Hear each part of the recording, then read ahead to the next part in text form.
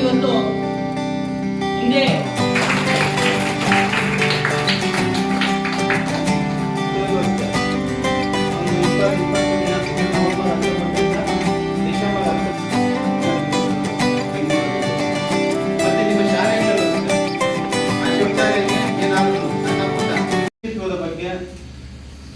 ಒಂದು ಅರಿವು ಮೂಡಿಸ್ತಕ್ಕಂಥ ಒಂದು ಕಾರ್ಯಕ್ರಮವನ್ನ ಗ್ರಾಮ ಪಂಚಾಯತಿ ವ್ಯಾಪ್ತಿಯ ಎಲ್ಲ ಹಳ್ಳಿಗಳಲ್ಲೂ ಸಹ ಹಮ್ಮಿಕೊಳ್ಬೇಕು ಅಂತಕ್ಕಂಥ ಒಂದು ಸರ್ಕಾರ ಸುತ್ತೋಲೆ ಇರೋದ್ರಿಂದ ನಾವು ಪ್ರತಿಯೊಂದು ಪಂಚಾಯತಿಗಳು ಸಹ ನಮ್ಮ ಎಲ್ಲ ಒಂದು ಗ್ರಾಮಗಳಲ್ಲೂ ಸಹ ಒಂದು ಡೇಟ್ ವೈಸ್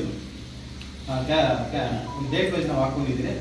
ಅದೇ ರೀತಿ ಯಾಕಪ್ಪ ನಾವು ನಮ್ಮ ಶೌಚಾಲಯ ನಮ್ಮ ಗೌರವ ಆಂದೋಲನ ಅಂತ ಯಾಕೆ ನಾವು ಮಾಡ್ತಿರಂದ್ರೆ, ಈಗಾಗಲೇ ಪ್ರತಿಯೊಂದು ಮನೆಗಳಲ್ಲೂ ಅಷ್ಟೇ ಶೌಚಾಲಯ ಅಂತಕ್ಕಂಥದ್ದನ್ನ ಕಟ್ಸ್ಕೊಂಡಿರ್ತೀವಿ. ಆ ಕಟ್ಸ್ಕೊಂಡಿರ್ತಕ್ಕಂಥ ಶೌಚಾಲಯವನ್ನ ಸರಿಯಾಗಿ ಬಳಕೆ ಮಾಡ್ತಾರಲ್ಲ. ಕೆಲವೊಂದ್ ಕಡೆ ನೋಡಿದ್ದಾಗ ಆ ಕಟ್ಸ್ಕೊಂಡಿರ್ತಕ್ಕಂಥ ಶೌಚಾಲಯದಲ್ಲಿ ಈ ಕೋಳಿ ಮುಚ್ಚತಕ್ಕಂಥದ್ದು, ಈ ಸೌದೆ ಹಾಕೊಳ್ತಕ್ಕಂಥದ್ದು ಅಥವಾ ಯಾವ್ದಾದ್ರು ವೇಸ್ಟ್ ಐಟಮ್ ಅನ್ನ ಎತ್ಕೊಂಡಾಗ ಆ ಶೌಚಾಲಯದಲ್ಲಿ ಇಟ್ಬಿಟ್ಟಿರ್ತಕ್ಕಂಥದ್ದನ್ನು ಸಹ ನಾವು ನೋಡ್ಬೋದು. ಆದ್ರೆ ಶೌಚಾಲಯವನ್ನ ಯಾಕೆ ನಾವು ಕಟ್ಸ್ಕೊಂಡಿರೋದು ಅಂದ್ರೆ ಅದನ್ನ ಸರಿಯಾಗಿ ಬಳಸ್ಕೊಳ್ಳೋದಿಕ್ಕೆ. ಹೊರಗಡೆ ಇಲ್ಲಿ ಈ ಮಲಮೂತ್ರ ಅಂತಕ್ಕಂಥದ್ದು ವಿಸರ್ಜನೆ ಆಗಬಾರ್ದು. ಆ ಹೊರಗಡೆ ಮಲಮೂತ್ರ ವಿಸರ್ಜನೆ ಮಾಡಿದ್ದಾಗ ಇದರಿಂದ ಹಲವಾರು ರೀತಿಯಾಗಿರ್ತಕ್ಕಂಥ ರೋಗಗಳು ಬರ್ತವೆ.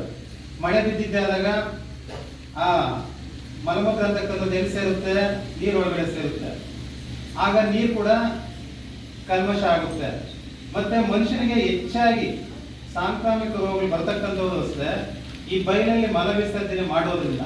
ನಮ್ಮ ಗೌರವ ಹಿಂದಿನ ಕಾಲದಲ್ಲಿ ಶೌಚಾಲಯ ಇರಲಿಲ್ಲ, ಎಲ್ಲ ಇಲ್ಲಿ ಹೋಗ್ತಾ ಇದ್ರು, ಹೊರಗಡೆ ಹೋಗ್ತಾ ಇದ್ರು.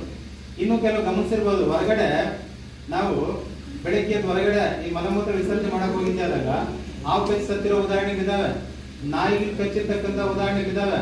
ಮತ್ತೆ ಮಹಿಳೆಯರ ಮೇಲೆ ಬೇರೆ ಬೇರೆ ಇಂತಾಗಿರ್ತಕ್ಕಂಥ ದೌರ್ಜನ್ಯಗಳು ಇನ್ನೊಂದು ಆಗಿರ್ತಕ್ಕಂಥ ಕೆಟ್ಟ ಘಟನೆಗಳೆಲ್ಲವೂ ಸಹ ನಾವು ಗಮನಿಸಿದ್ದೇವೆ. ಇವೆಲ್ಲವನ್ನ ತಡೆಗಟ್ಟಬೇಕಾದ್ರೆ ಸರ್ಕಾರ ಏನ್ ಮಾಡುತ್ತೆ? ಒಂದು ಅವೇರ್ನೆಸ್ ಅಂತಕ್ಕಂಥ ಜಾಗೃತಿ ಅಂತಕ್ಕಂಥ ಕೊಡುವಂತ ಸುತ್ತೋಲೆ ಕೊಟ್ಟಿರೋದ್ರಿಂದ ಈ ಅಭಿಯಾನದಲ್ಲಿ ನಾವು ಹೇಳ್ತಕ್ಕಂಥದ್ದು ಈಗಾಗಲೇ ಕಟ್ಸ್ಕೊಂಡಿರ್ತಕ್ಕಂಥ ಶೌಚಾಲಯವನ್ನ ಸರಿಯಾಗಿ ಬಳಸ್ಕೋಬೇಕು. ಯಾರ ಮನೆಯಲ್ಲಿ ಶೌಚಾಲಯ ಇಲ್ವಾ, ನಿಮ್ಮ ಮಕ್ಕಳಾಗಿರ್ತಕ್ಕಂಥವ್ರು ನಿಮಗೆ ಗೊತ್ತಿರ್ತದೆ, ನಿಮ್ಮ ತಂದೆ ತಾಯಿಗೆ ಹೇಳಿ ಯಾರ ಮನೆಯಲ್ಲಿ ಶೌಚಾಲಯ ಇಲ್ಲ ಅವರು ಪಂಚಾಯತಿಗೆ ಒಂದು ಅರ್ಜಿ ಕೊಟ್ಟು ಹೊಸದಾಗಿ ಶೌಚಾಲಯ ಕಟ್ಸ್ಕೊಡೋದಕ್ಕೆ ಅವಕಾಶ ಇದೆ.